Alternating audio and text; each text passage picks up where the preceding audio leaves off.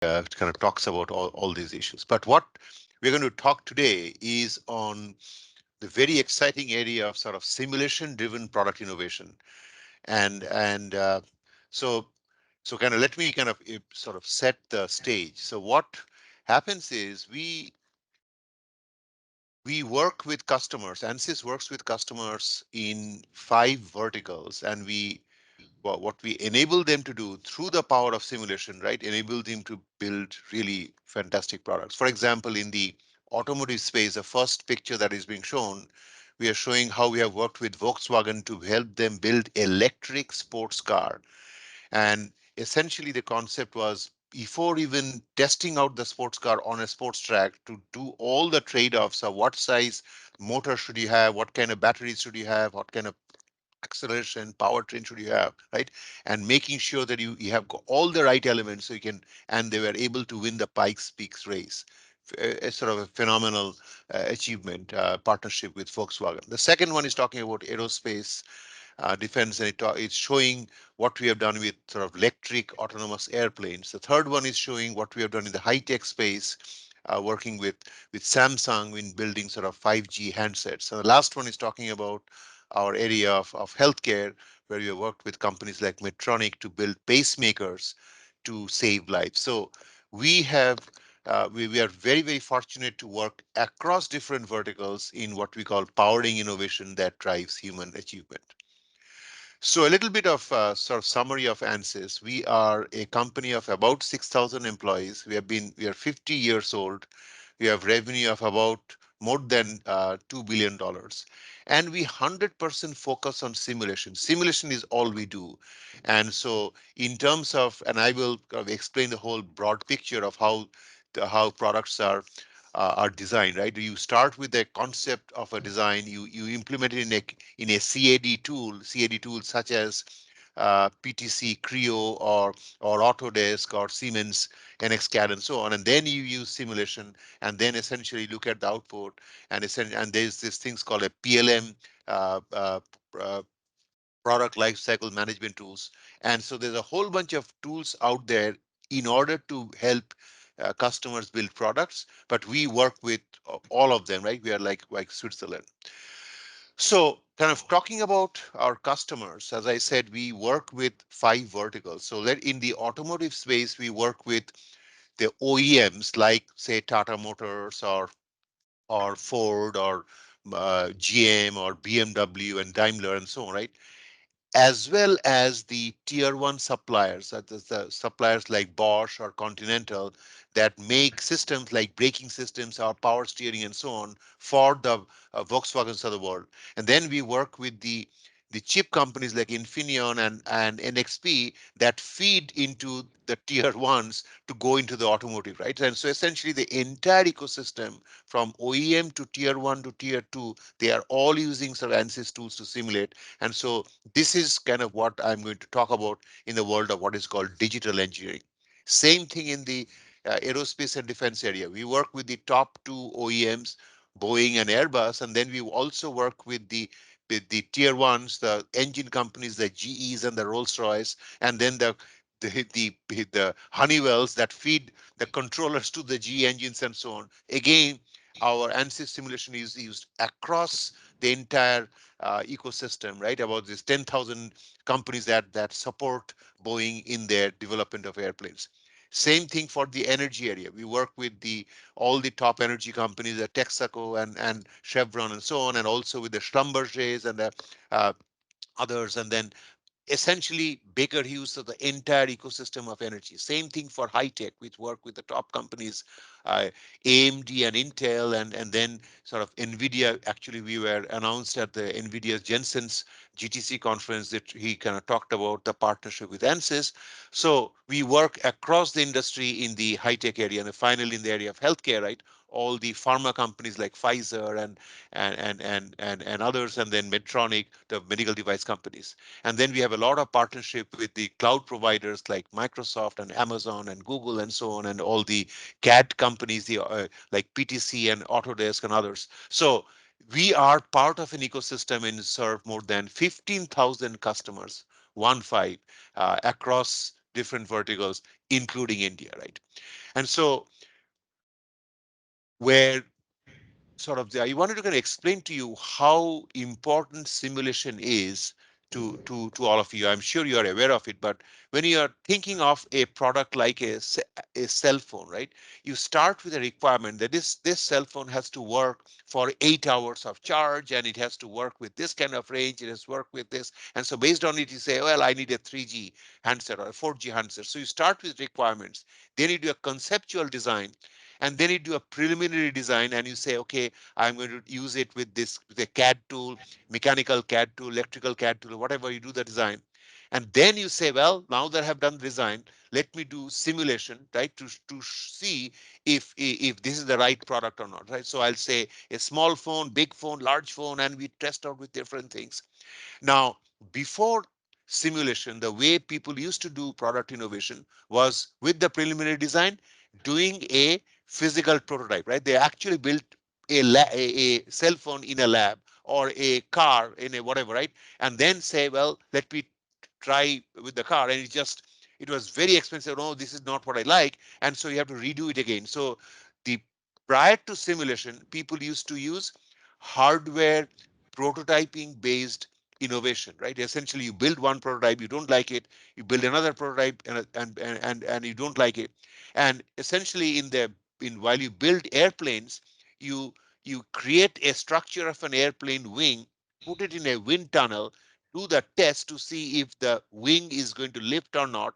If it doesn't, redo the wing design again, or in a car, do a crash testing, bang the car up and see if it survives or not. So it's very, very expensive, takes a long time, lots of money and so on. It turns out that in the world of R&D, there's sort of about $1 trillion of R&D spend in the world.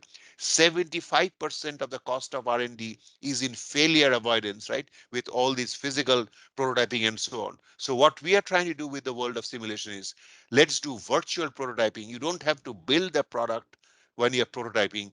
Build a product purely through simulation and use it to drive your design. So once you do this, then you go into the final prototype and test, and then you do production, and you do support, service, and retirement. So it turns out that actually simulation can be used throughout the life cycle, and we have products such as Discovery that helps with preliminary design. We have products like Digital Twin that goes in the back end and so on. So that's kind of where simulation is useful. Now, what we have been doing at ANSYS is to essentially help our customers in the journey for what is called digital transformation, right? So this picture that I showed on a straight line, right? Preliminary design, detailed design, optimization is being shown as a circle. And essentially what we have created, I will mention our concept of a digital engineering, which it is a connected digital thread which connects the people, process, and technology across the entire life cycle. So that is a very, very exciting part of our journey. Now, I mentioned that ANSYS has been around for 50 years, and when we started ANSYS 50 years ago in 1970s, right? Our founder John Swanson started working on just structural simulation. So you have a physical thing, right, like a cell phone, and you are applying some pressure to it to see if it bends, and based on that, you can say, okay, at this point you'll start breaking or not, right? And so it was using finite element analysis for structural problems, solving what is called the partial differential equations, the Euler equations. Then our customer said, hey, we want to also solve fluids problems.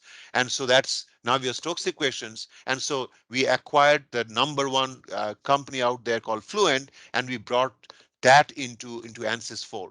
Then our customers started asking about electromagnetic simulation. So we got the sort of the best technology out there called Ansoft, and that we brought them under ANSYS. Then we got people asked us about semiconductor simulation. They brought Apache into it. So over the last 50 years, we have done more than 30 acquisitions, including the latest one, Dicopto, that happened a couple of months ago. And it has been a super journey to help our customers in this world of simulation. But it's only simulation that we work on. So using this, where we have landed is this set of products. And as part of the academic program, again, I'm going to ask Abhimanyu to make sure that These tools are available to all your students at BITS Pilani and your CREST Center and so on and so forth. So that is something that we will talk about at the end. But where we have landed through these set of tools is we have the bottom layer is showing all the physics-based simulation, structural simulation using tools such as ANSYS Mechanical or LS Dyna for crash simulation, fluids tools such as Fluent and CFX, electromagnetics simulation tools such as HFSS and Maxwell, semiconductor simulation tools such as Red Hawk and Totem, which I think will be very, very relevant to your CREST Center as India is it's going into the semiconductor area.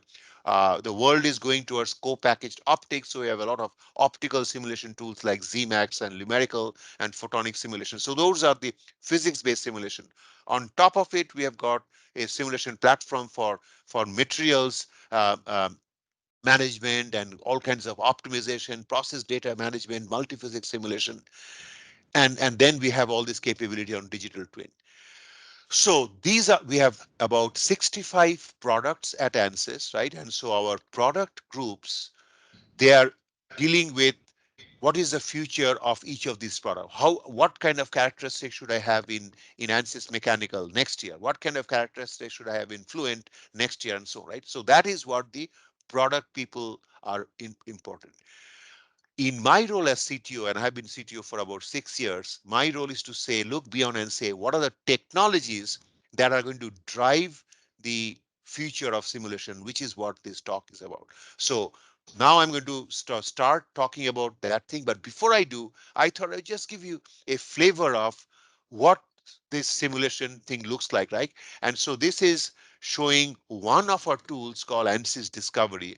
And it is actually a fantastic tool for students at BITS Pilani to get used to simulation. I'm not talking. So basically, it's a physical simulation, right? So it can do structural simulation, you can do fluid simulation, you can do electromagnetic simulation. It's a really interesting tool, and I would just like to show you 1 minute video of what it is that this simulation tool does, and I will stop the video, then move on.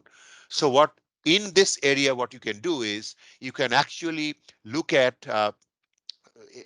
essentially it is possible to do a design like this complicated electromechanical structure that I'm showing, right? So okay, now let's try to do this, insert the geometry, add certain things, create a project. It is this really complicated engine that I'm trying to see, and you can see with finite element methods you're creating all these structures and so on, right? So this is showing our how our ANSYS discovery is tied to our ANSYS mechanical. So it's showing this really complicated mechanical structure, and you can say, well, in that structure there's a electric motor. So you are trying to simultaneously model the electromagnetics, the structures, the fluid flow, and so on. So that is essentially, here is this CAD tool of this design, right? And you say this design, let me try to change it, move it from here to there, and so on, and do all kinds of simulation. So you can do actually checking of the histories to see what changes have you done in a particular structure. You are looking at a structure and it says, well, I have a fluid flow going through this thing.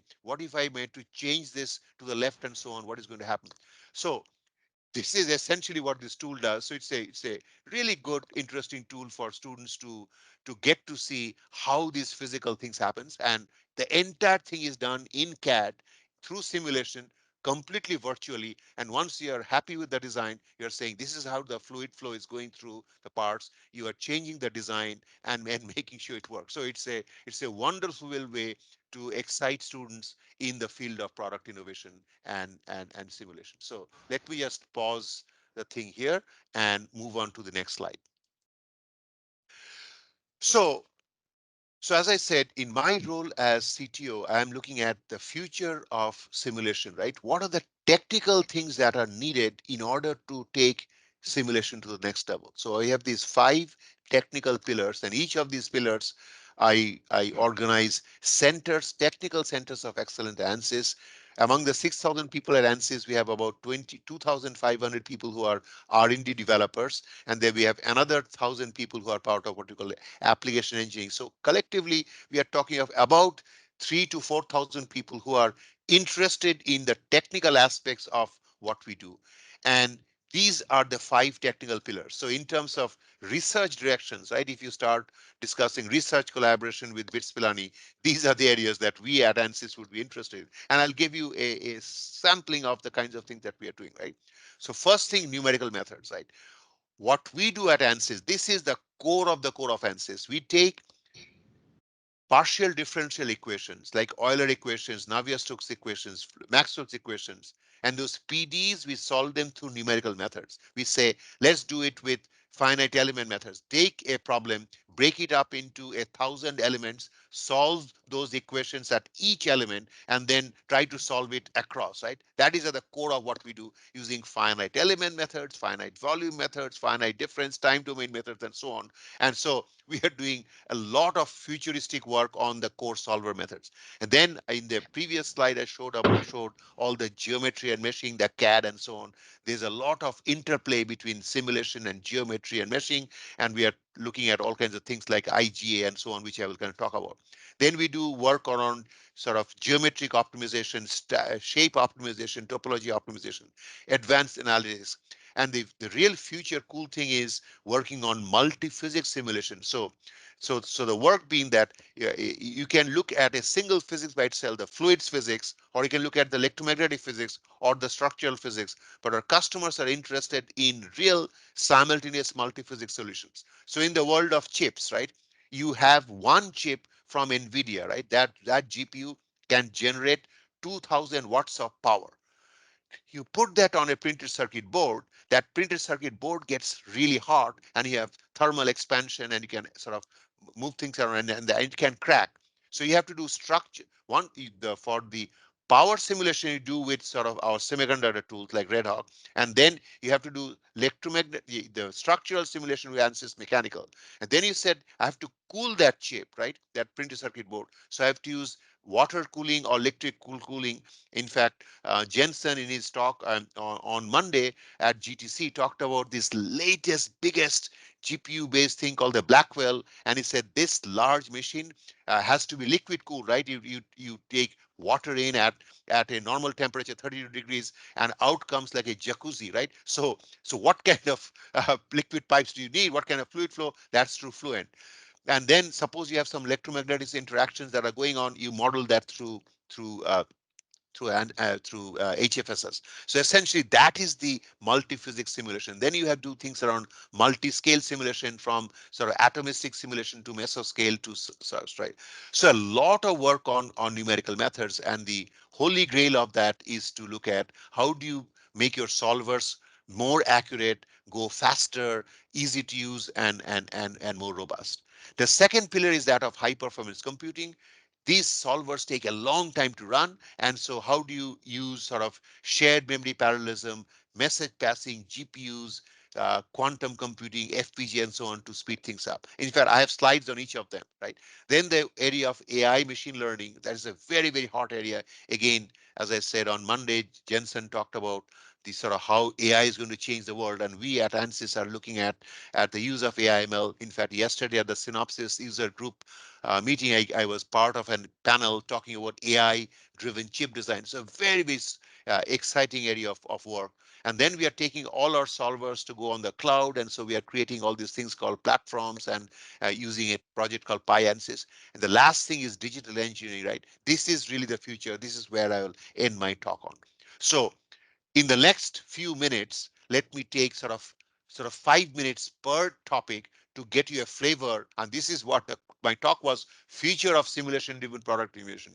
What is the future of these technologies? So there's a research aspect to this, and I hope I will excite you to some of your faculty to work on those areas. So the first area of numerical methods, right?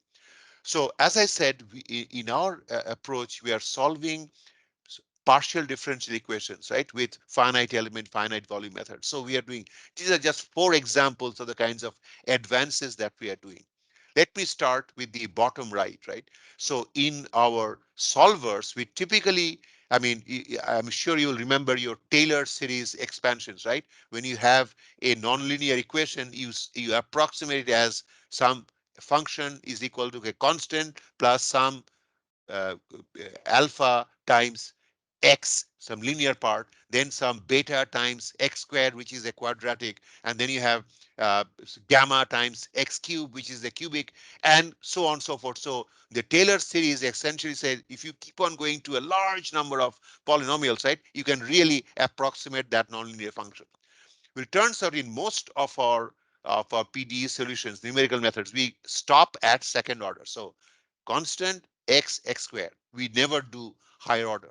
Turns out that if you did higher orders, right, you can do more accurate simulation. The reason people did not do higher order is was computationally not possible. It turns out that if you do higher order methods, it can improve the accuracy very significantly. And now these higher order methods are actually enabled by GPUs, because in GPUs you can do a lot of sort of parallel computing and so on. So that's an example of what we are doing in this area.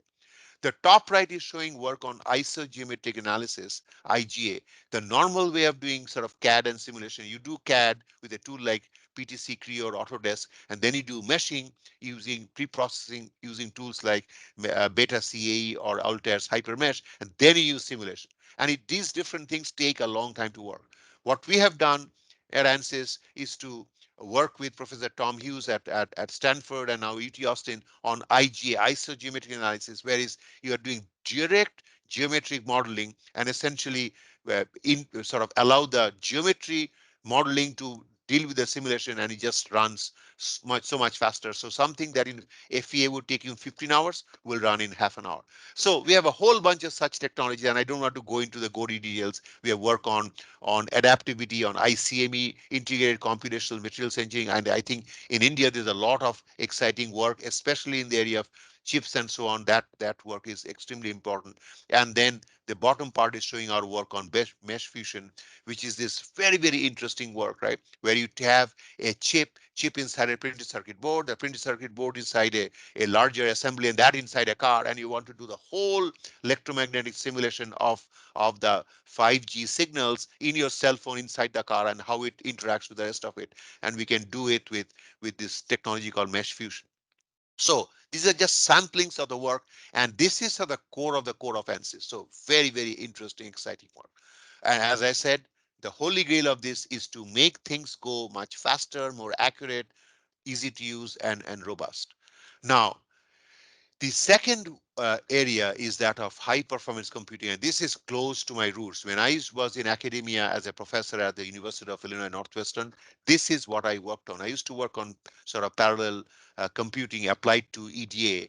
And so what this picture is showing is there are different levels of parallelism. I'm sure your professors in computer science at BITS are aware of it, right? So at the highest level, you are doing parallel parametric analysis, you're doing independent parallelism, and you're doing sort of job scheduling and so on. The next level is what is called domain decomposition, which is you take a particular problem like this and you break it up into different parts, right? And each of those parts you're running sort of ANSYS simulation, either fluent or numerical or whatever, right? And then you share information using message passing, use the MPI.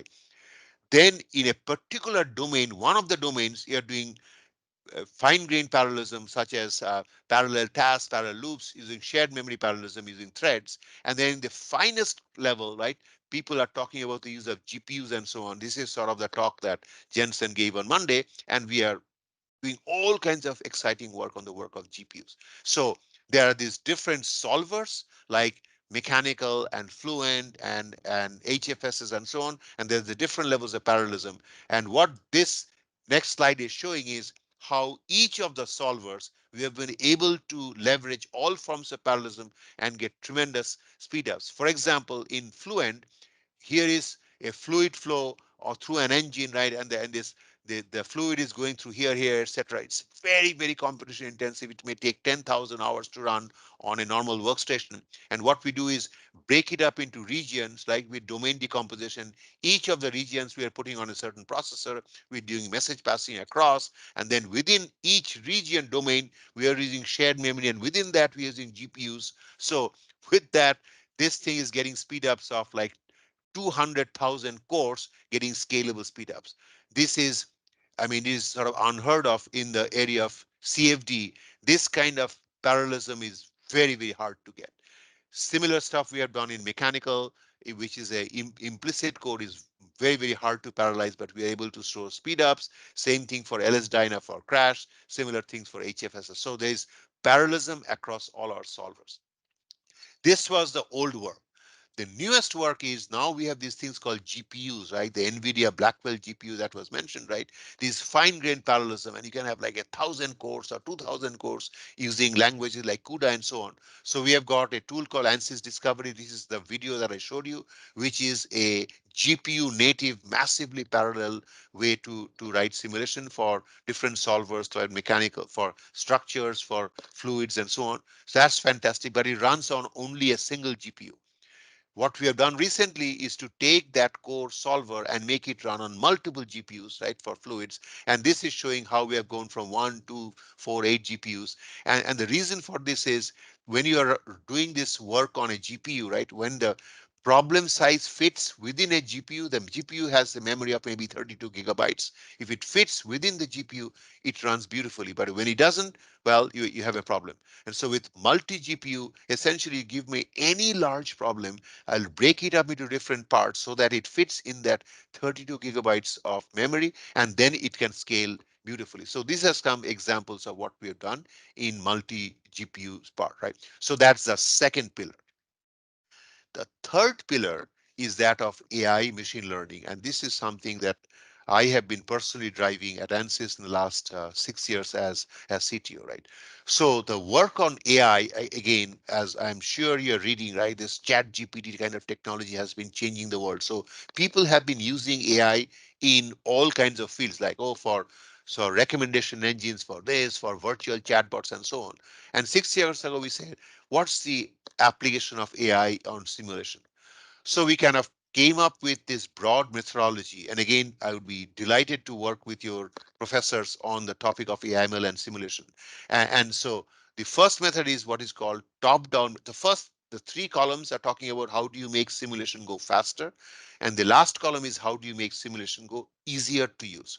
So in the area of faster, you have this concept of top down method, which is saying you take a solver as a black box and you give it some initial condition, some boundary condition, and you look at the output, and based on that, you train this 6-stage convolutional neural network, right, with the weights of those neurons to make sure it kind of approximates the result of the simulation. Once you determine the weights of it, you take a second run and you say for these next boundary condition, next input and so on, what is the output? And then you adjust the weights of the neural networks to get that to a sort of zero errors and so on. You train it over hundreds of thousands of input output combinations. Pretty soon it learns what this thing is, right? And it will do the simulation. And that's what is in our tool called OptiSlang and SimAI, which I have a slide that talks about it. But that requires database training, right? So you are a customer, you are a professor, right? You have to use SimAI and essentially train it on your problems. The bottom-up approaches is close to the physics, is very high accuracy, and it doesn't require data training, but it is much harder to do. And again, we have some publications and patents in that area, right? And that is really the future with large language models and foundational models. This is where things will go. It will just learn the physics of fluid simulation or mechanical simulation. Then we have the technology of reduced order models, which goes to sort of numerical linear algebra, and using it sort of you take fundamentally all our problems that we solve, it results in solving a set of linear system of equations ax equals b, where x is this gigantic sort of set of unknowns with 10 million unknowns or billion unknowns and so on. So it's a massive order model. And so automatically using numerical algebra, using eigenvalues and eigenvectors, can you reduce it from 10 million unknowns to 1,000 unknowns? So there's also a lot of AI involved there. And finally, the work on generative AI, right? These large language models, etc. We have a technology called ANSYS GPT and so on. So those are areas in which we are using AI.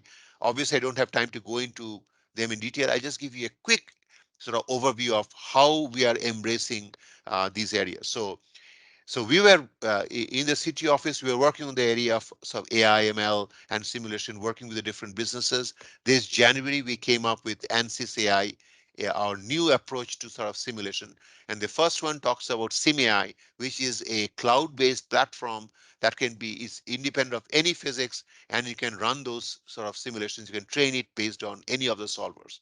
ANSYS GPT is a way to is a virtual assistant which has an English language sort of a interface, right? English language, different language interfaces to ask questions, and it will give you sort of detailed answers, which is ANSYS specific.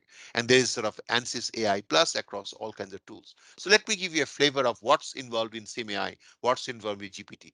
So with SimAI, this is a little thing that I want to show you. So you are sitting in a workstation, right? And you will do this sort of programming on the cloud. So you have a problem like here is a car, right? And you're doing external aerodynamics. You take the first design, you upload the design, and you use say Fluent to do this simulation. And then you use a second one and a third one and a fourth one, right? And essentially by the time your model, this three-stage neural network is ready, now it's been programmed. You upload a new design like this car, right? And it will predict in a matter of seconds what this external airflow is. So something that was taking, sorry, 100 hours or 1,000 hours is running in a matter of minutes. That is the power of SimAI, right? Predicting at the speed of AI. And this is again something that I would encourage. I don't know if some of your people are interested in this. It is independent of physics. It works for mechanical, for fluids, for electromagnetics, and so on. ANSYS GPT is a different kind of approach. Right? It is the interaction with users. So what it's trying to do is an AI-driven virtual assistant, and it takes ANSYS specific knowledge. And so suppose you are a professor or a student at BITS Pilani, you send an email to Abhimanyu, who is on our team, and say, hey, I've tried to run HFSS or ANSYS mechanical, it's not working. It's something you sent an email in English, and then Abhimanyu responds to you saying that, oh, you have to set that the HFSS setting to this, right?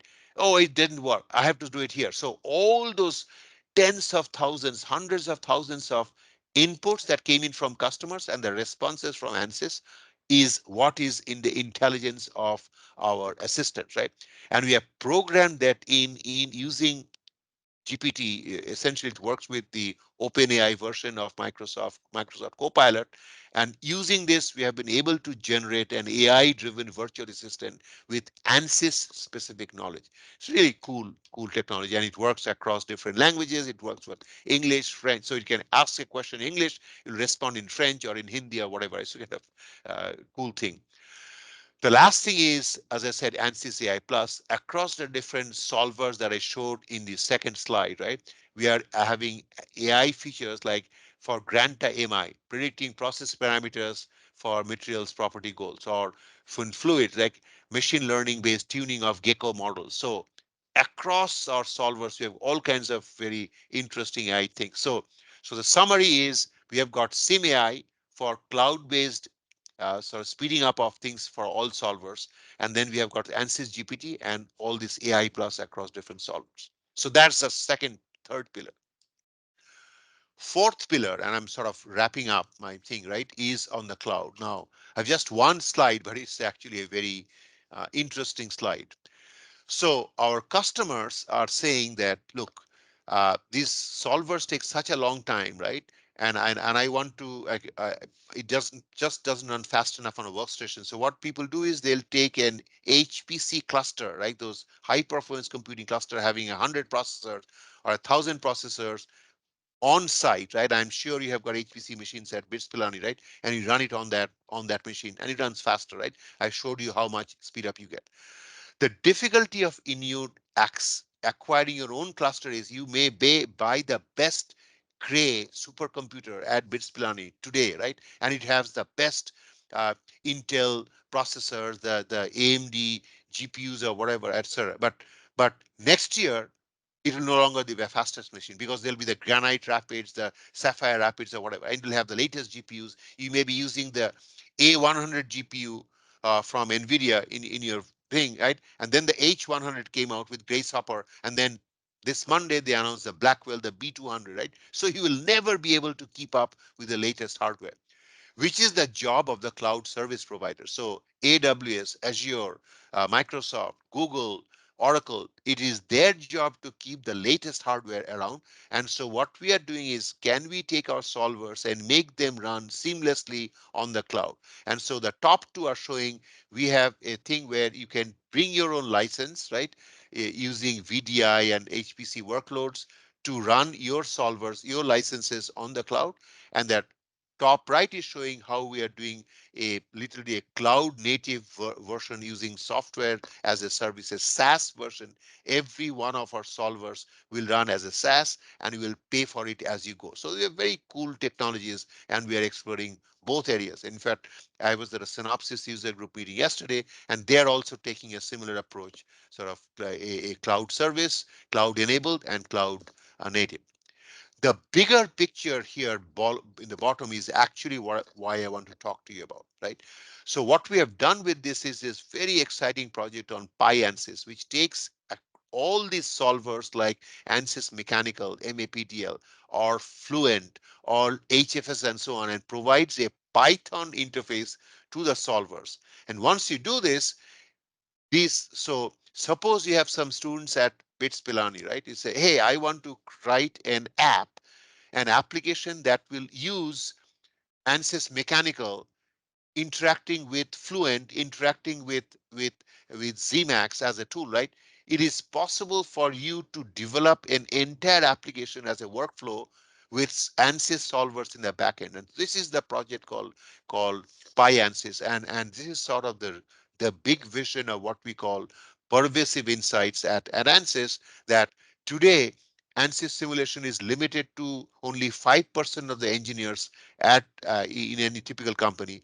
These apps will be used by everybody, right? So for example, you have an Apple iPhone or a Samsung phone or an LG phone, right? You have all those apps on an Android and all those apps on iOS because it is a platform. We are creating a simulation service platform which will run the ANSYS solvers in the backend. You, the user, will not even know what is going on, right? It will just run beautifully. And it's provided to you as a simple app on your phone. And you can say, hey, I want to run this, right? So for example, an app may be you are struggling with your Wi-Fi networks in your home and you don't know where it's going to run. Well, there could be a Wi-Fi placement app, right? Where do you place your gateways inside the house, right? That could be an app. We would at ANSYS would never create an app like this, but you can create such an app. And so the vision is there are these 1 million apps, each of them having a a market of maybe $1 million. That's $1 trillion market, right? But we at ANSYS will not do it. That is where the developers come in. So it's a very exciting opportunity, and I hope to engage with some of the researchers at BITS Pilani on that kind of a vision, right? Developing apps, app development, and democratizing simulation. So that's the first fourth pillar.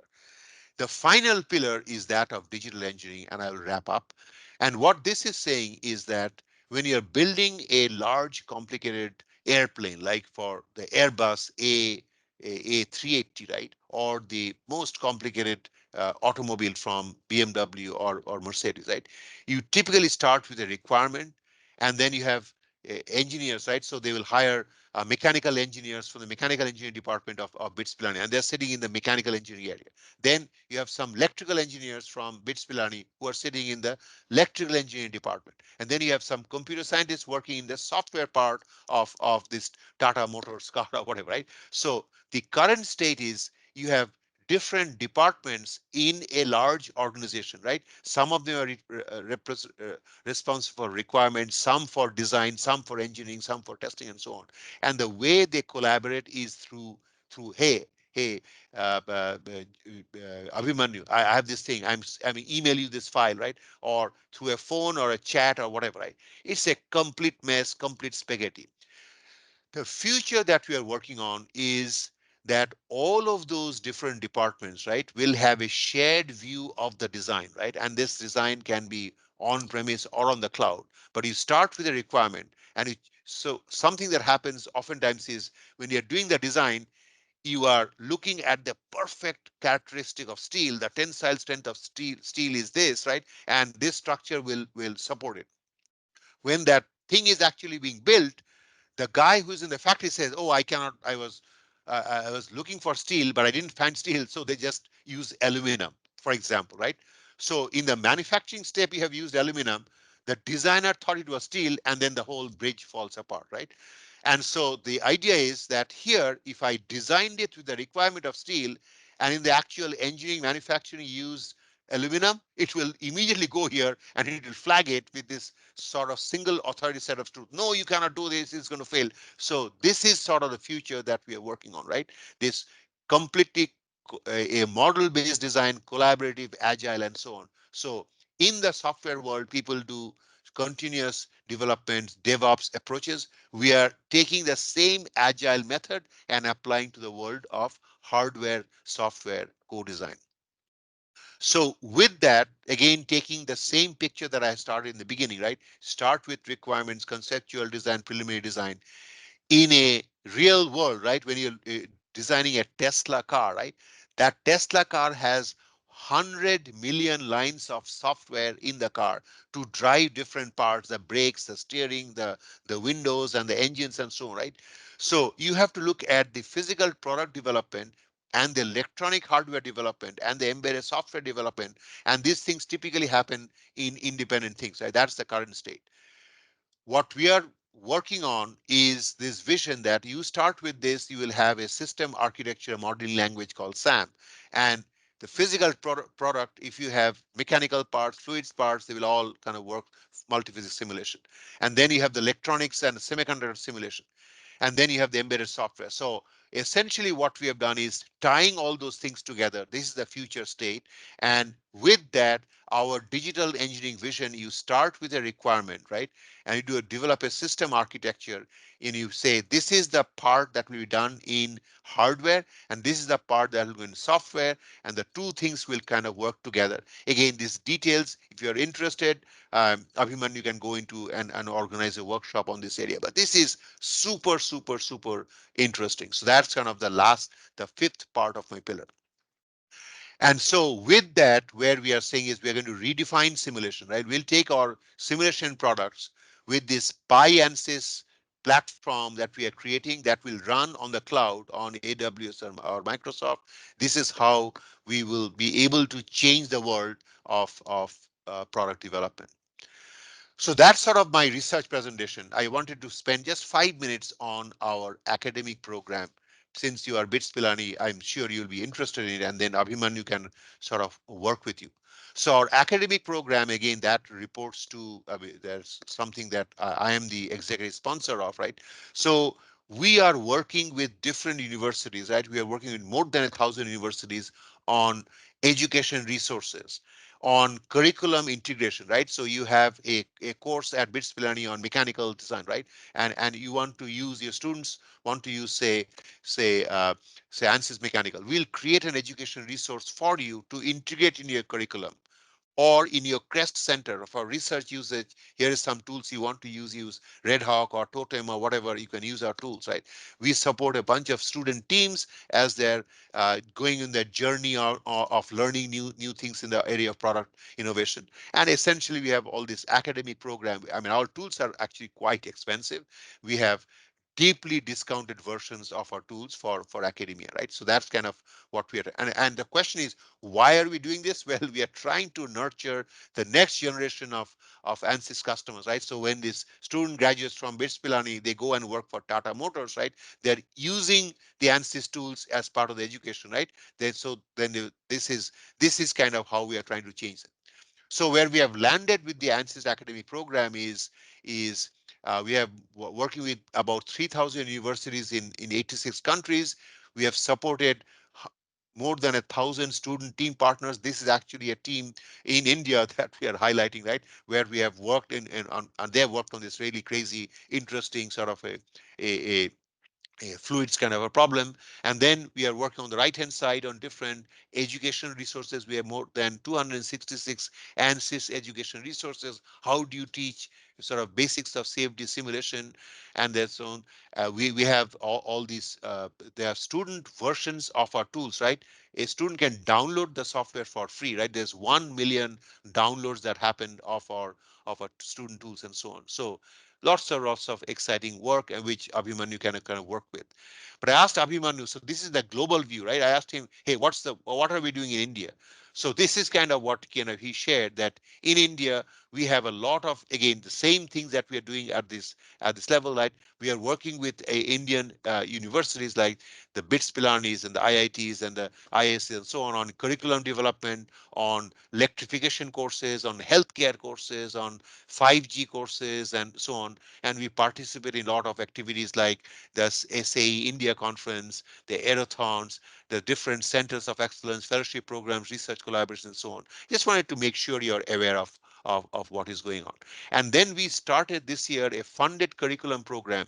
It's a very small amount of funding. It's about $250,000, where we give $5,000 per course, right, around the world. So this is like working with 26 universities this year, where we funded work in 7 universities in the US, 2 in India, and so on courses like mechanical engineering courses using all these tools, right? Fluent, HFSS, ICEPAC, and so on. And this is a way, some of the education content we create ourselves in our ANSYS academic team, and some of the content that is being created by the university professors. So that is sort of my talk. Thank you very much for your attention. I hope you got the gist of my message, that simulation is at the heart of virtual prototyping, and we provide a very broad and deep set of tools, and we want to work with the top universities to train the next generation of engineers. Thank you very much.